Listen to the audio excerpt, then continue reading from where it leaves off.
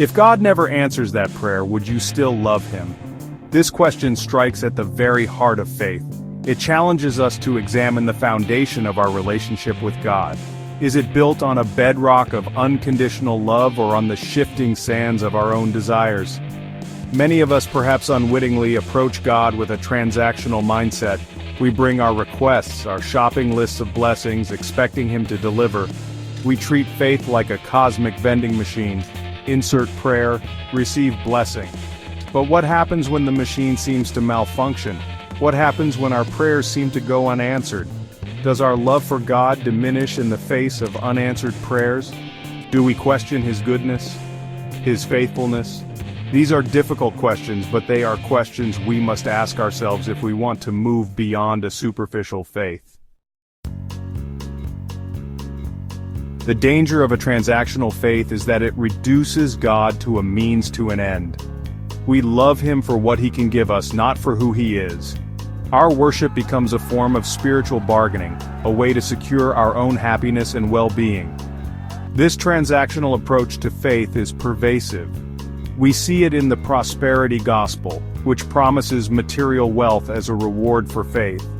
We see it in the way we sometimes pray, focusing on our own needs and desires rather than on God's will. But this is not the God of the Bible. The God of the Bible is not a cosmic vending machine, dispensing blessings to those who pay the right price. He is a loving Father who desires a relationship with us, not a transaction. Consider the story of Job.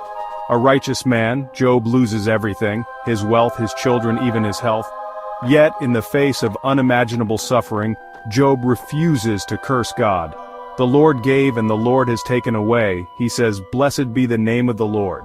Job's story reminds us that faith is not about getting what we want.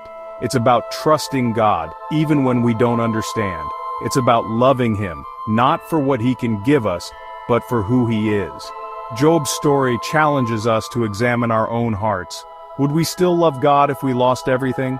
Would we still trust him if he never answered our prayers? True faith is not transactional, it's transformational. It's not about getting God to do our will, but about letting him do his will in us. It's about loving him unconditionally, not for what he can give us, but for who he is, our creator, our redeemer, our friend.